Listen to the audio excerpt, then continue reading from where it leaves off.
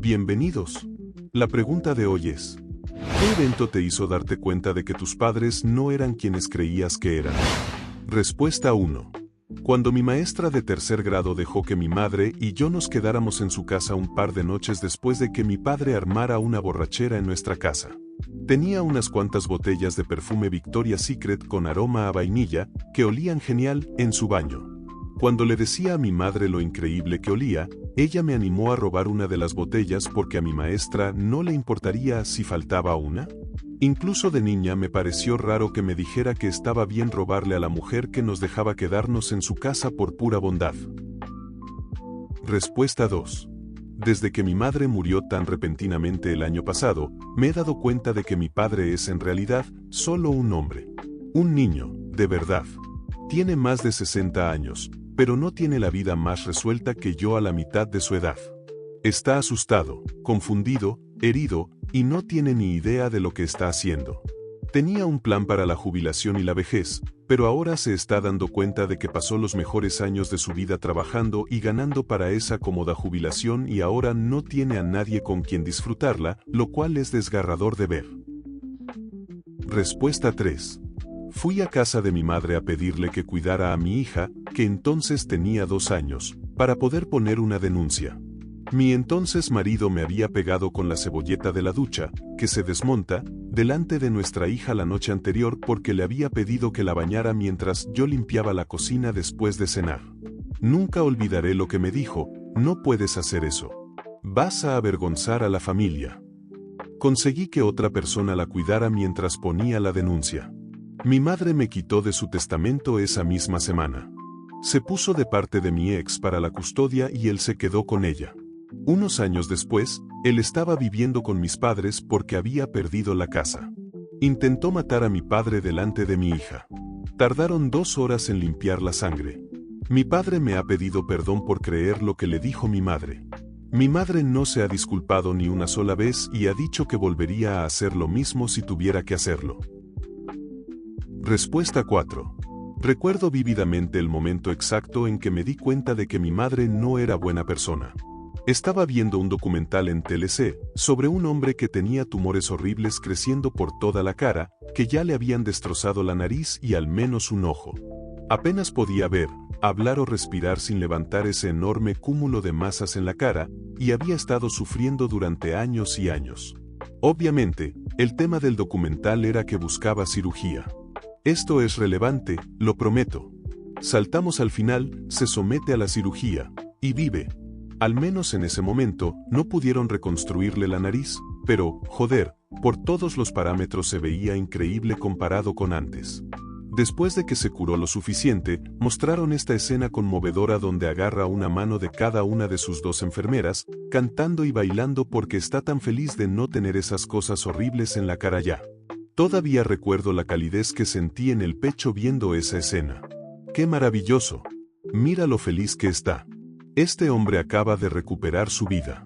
Mi madre, que está en la sala de estar detrás de mí y ha visto todo lo que acabo de ver, viendo la misma escena feliz que yo, sonríe y dice lo siguiente: es feo. Debería suicidarse.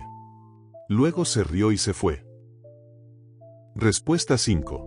Me castigaron cuando mis padres no estaban en la parada del autobús escolar y traté de volver andando al pueblo a casa de un amigo. Cuando tenía 8 años, mis padres compraron una casa en el campo, en una zona con un colegio nuevo al que podía ir mientras ellos la reformaban. El autobús me dejaba allí después del colegio y uno de ellos estaba allí para recogerme. Un día lluvioso, salí corriendo del autobús, subí por el camino y me di cuenta de que no había nadie, pero el autobús ya se había ido. No tenía dónde guarecerme y no había casas alrededor, así que pensé que caminaría los 3 kilómetros de vuelta al pueblo, ya que teníamos un amigo de la familia que vivía en las afueras. A unos 400 metros por la carretera de campo llegué a una carretera comarcal de 2 carriles, donde un coche me vio y se detuvo. El conductor era alguien que conocía, el padre de un amigo del colegio, y en el asiento del pasajero había otro hombre que no conocía y que me dio mala espina desde el primer momento. No quería estar en ese coche. El conductor insistió en que subiera al coche, pero me negué, corrí a esconderme entre los arbustos y se fueron. Unos minutos después, mis padres aparecieron y empezaron a regañarme por no estar en casa, gritándome que no tenía nada que hacer caminando por la carretera. Todavía los oigo gritar, mete el culo en este coche. Luego me castigaron durante 3 meses sin amigos ni tele y nunca se disculparon por no estar en casa. Dijeron que iban detrás del autobús y que nunca me vieron bajarme para recogerme, mentirosos, así que fueron al colegio pensando que me había perdido el autobús. Al final, hicieron sentir culpables a los padres de otro amigo del colegio para que me dejaran ir a su casa en el caso altamente improbable de que mis padres no estuvieran en casa cuando llegara el autobús. Pasó tantas veces que esos otros padres tuvieron que enfrentarse a mis padres para preguntar si debía hacer otros arreglos porque se sentían aprovechados. El conductor del autobús también tuvo que reportar el incidente al colegio cada vez, y entonces el director empezó a preguntarme sobre el estado de las reformas de nuestra casa, ya que se dio cuenta de que no vivíamos allí. Un gran lío, una gran vergüenza para mis padres, y básicamente me lo hicieron pagar a mí. ¿Qué tiempos aquellos? Respuesta 6. Mi madre se puso mala. De pequeño, mi madre y mi padre trabajaban muchísimo, pero mi madre se encargaba de todo lo relacionado con la crianza. Mi padre era un adicto al trabajo y nunca estaba ahí para cosas como los recitales de baile o los entrenamientos de natación. También era emocionalmente indisponible, y le encantaba discutir por discutir. Siempre me pregunté por qué mi madre, la mujer más increíble del mundo, se casó con él. Luego, mi madre se puso mala hace unos años y mi padre se puso las pilas de verdad. Cocinaba, limpiaba, la cuidaba día y noche. Cada vez que iba a visitarlos, mi padre solo hablaba de mi madre. Contaba un montón de historias sobre las aventuras que habían vivido cuando eran jóvenes. Se hizo evidente que mi padre era el hombre más entregado del mundo, que quería a mi madre más que a su propia vida. Lo he visto con otros ojos desde entonces. Respuesta 7. Era madre soltera de un hijo de 14 años cuando empecé a salir con un hombre divorciado sin hijos. Cuando llegó el momento de conocer a su familia, a mi hijo y a mí nos recibieron con los brazos abiertos. Al final del fin de semana paramos a tomar algo antes de empezar el viaje de 3 horas para casa. Mi hijo preguntó, ¿es así como se supone que es una familia normal? Se me rompió el corazón al darme cuenta de la mierda de vida que le había hecho llevar por no saber hacerlo mejor.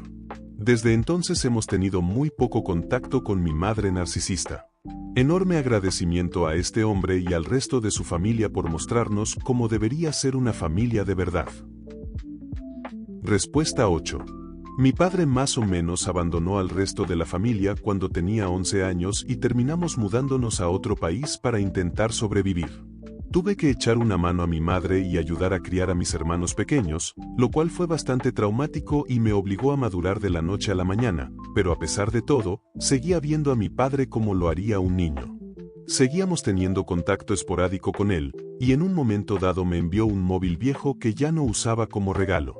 Tenía un cable de carga de otro país, así que mi padre me dijo que solo tenía que cortar y reemplazar la cabeza del cable, así que seguí su consejo e hice justo eso. Mi tío, el hermano de mi madre, me había enseñado a cambiar las cabezas de los cables para poder ayudar a mi madre a que nuestros electrodomésticos volvieran a funcionar después de la mudanza a este otro país. Era joven e inexperta, así que malinterpreté que este cable específico tenía un convertidor de voltaje integrado en la cabeza, cosa que mi padre no había mencionado, y rápidamente frité el teléfono después de cambiar la cabeza del cable por una sin convertidor y enchufarlo a la pared. Cuando mi padre se enteró, me llamó idiota y se burló de mí durante los siguientes 20 años. Recuerdo ese momento como el momento en que me di cuenta de que ya no podía confiar en los consejos de mi padre, ya que la mayoría de las veces no sabía de lo que hablaba. Que fuera tan imbécil al respecto también se sintió como una traición, ya que había seguido sus instrucciones exactamente como me las había dado, y él procedió a echarme toda la culpa a mí, una niña de 11 años, cuando las cosas salieron mal, e incluso llegó a contarle la historia a sus amigos y reírse con ellos de lo tonta que era. Mirando hacia atrás, estoy bastante segura de que lo superé como persona en ese mismo momento, lo que dice mucho sobre su madurez mental y emocional considerando que solo tenía 11 años. Hubo muchos momentos en los que fracasaba en algo que una niña no debería tener que intentar sola, y él se burlaba de mí, pasando por alto por completo que no era yo quien estaba fallando, sino el por no estar ahí para criar a sus hijos. Parecía disfrutar humillándome, a pesar de que mis fracasos de niña eran en realidad sus fracasos. Ahora es viejo y se queja de que sus hijos no le llaman. Todos hemos luchado para obtener títulos universitarios y vidas estables y felices, y tenemos que agradecerle eso a nuestra madre y a nosotras mismas. Él no solo no ayudó, sino que activamente intentó perjudicarnos desanimándonos cada vez que podía hablar con nosotras. Tenía y tiene la capacidad de autorreflexión de un ladrillo. Ese día me di cuenta de que mi padre era una persona muy pequeña, y no ha cambiado desde entonces. Respuesta 9. Mi madre tiene este rollo de refunfuñar a voz en grito sobre alguien que está cerca, aunque está clarísimo que quiere que la víctima escuche sus quejas. Se mantiene en la plausible negación murmurando. Cuando cuenta sus cosas del día a día, también usa una voz de imitación para representar a la otra persona en la situación, mientras que ella habla con su tono y ritmo normal. O sea, que cuenta la historia como si hiciera una obra de teatro, donde representa a la otra persona como un personaje irrecuperable y a ella misma como una persona razonable.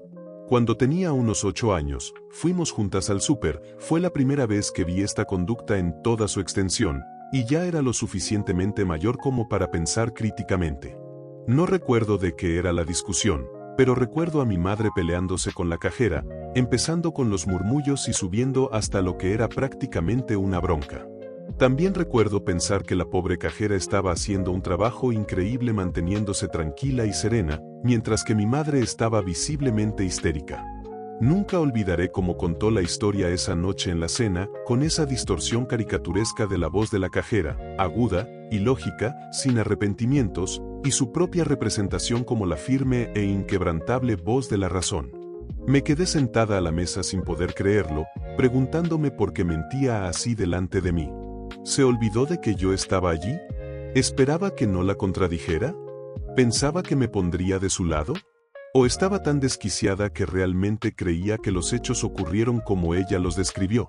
En fin, así fue como descubrí que mi madre era una narcisista sin diagnosticar y una mentirosa compulsiva. No me he creído ni una sola historia que me haya contado desde entonces.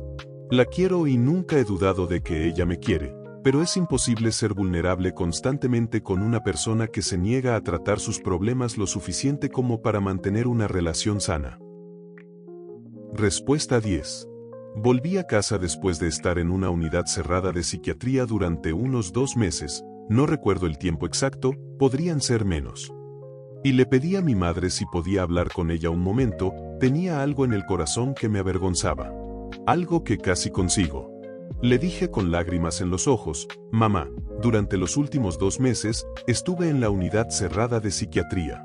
Intenté suicidarme, tomé una sobredosis de pastillas para dormir, Dominic Forte 80, me tragué casi todo el bote antes de que lo que me quedaba de voluntad tirara el resto al váter del baño público donde estaba. Más de 30 pastillas de golpe, antes de mi sesión de terapia, y su rápida intervención me salvó la vida. Ella me miró con una expresión vacía, miró en dirección a mi padre y su cara cambió a preocupación. Esperaba un abrazo, compasión, incluso alivio de que estuviera bien, pero no, me quedé allí con horror, porque lo primero que dijo fue: «Solo me preocupa tu padre. El pobre. ¿Tienes algo de dinero que puedas prestarle? Lo necesita mucho». No me lo podía creer. Después de varios intentos de decir algo, pregunté: «¿Entendiste lo que te acabo de contar?». Ella respondió: «Sí, pero ya estás bien y eso ya pasó. Tu padre necesita ayuda ahora». ¿Cuál era el problema de mi padre? Sí, se jugó unos 3.000 euros en una noche.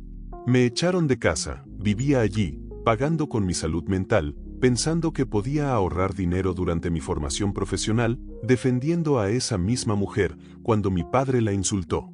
Ella fue la que se interpuso en mi camino cuando me tocó devolverle el golpe. Ella vio cómo él derribó la puerta a patadas, cómo tiraba y rompía platos y vasos en mi dirección, cómo me amenazaba con violarme, a mí, con 24 años a pesar de lo que él sabe.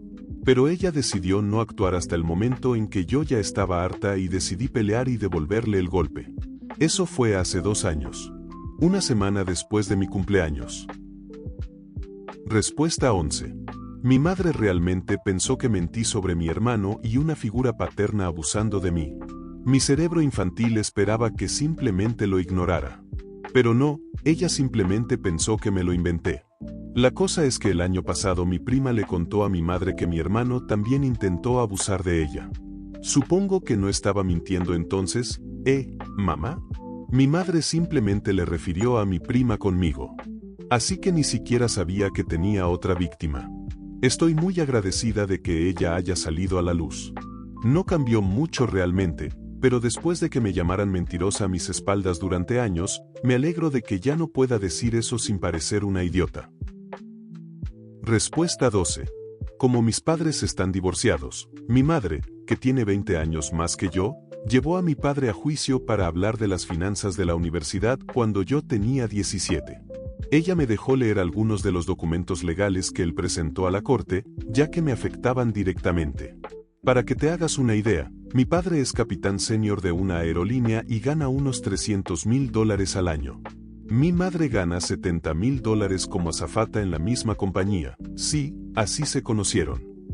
Siempre había creído que mi padre era pobre, por eso no teníamos comida en la nevera ni en la despensa y porque siempre teníamos que usar ropa demasiado pequeña cuando estábamos en su casa. Nuestras toallas tenían agujeros y a menudo pasábamos hambre por la noche, desde el divorcio hace 10 años hasta que me mudé de su casa el año pasado. No teníamos pasta de dientes ni champú, pero todo ese tiempo tenía cuentas con fondos y montones de dinero, literalmente, pilas de dinero en efectivo. En los documentos judiciales, decía que solo quería que me quedara en su casa porque podía deducir mi matrícula de sus impuestos y que no quería pagarle a mi madre una manutención infantil justa. Supe que le habían revocado la licencia de piloto temporalmente porque se negó a pagar a mi madre su parte justa de la manutención infantil en varias ocasiones. El documento decía que no quería nada que ver conmigo a menos que fuera para vengarse de mi madre por divorciarse de él, y que, por lo demás, le daba igual. Fue desgarrador descubrirlo porque siempre me pareció muy cariñoso, aunque no tuviéramos mucho. Tenía muchísimo dinero y todavía estoy asimilando cómo nos dejó sufrir solo para atesorar su dinero. Respuesta 13. Mi madre era de una forma muy particular cuando yo era pequeña, muy controladora, como viviendo a través de mí. O sea, yo no quería bailar, pero a mi madre le hubiera gustado ser bailarina cuando era joven y le encantaba arreglarme. Creí que mucho de eso se había ido o que ya no importaba cuando crecí. Luego quedé embarazada y le puse unos límites serios. Digamos que se puso un poco loca, por decirlo suavemente. Decidió que mi bebé solo usaría un tipo de pañal, construyó una habitación de bebé en su casa, incluso sugirió vagamente amamantar a mi hijo. Un mes después de ponerle los límites y discutir con ella, anunció que estaba embarazada. Mi hija y mi hermana tienen solo un par de meses de diferencia. Finalmente me di cuenta de que nunca se trató de nadie más. Nunca. Siempre se trata de ella y de lo que ella quería. Respuesta 14. Una más bonita. Mi madre es técnicamente mi madrastra. No me trató diferente a mis hermanos, pero de niña siempre me preguntaba si realmente me quería tanto. Cuando fui adulta y le conté cuánto había cambiado mi vida al darme cuenta de que tengo TDA, se enojó mucho porque intentó llevarme a un psiquiatra para que me diagnosticaran. No estaba segura de qué, solo sabía que estaba luchando con algo. La echaron porque no era mi verdadera madre y como se atrevía a insinuar que algo andaba mal conmigo bla bla bla. Ambas nos sentimos tan reivindicadas. Después de eso, empecé a preguntarle su perspectiva sobre muchas cosas que me confundían de niña, y ella también escuchó mi versión.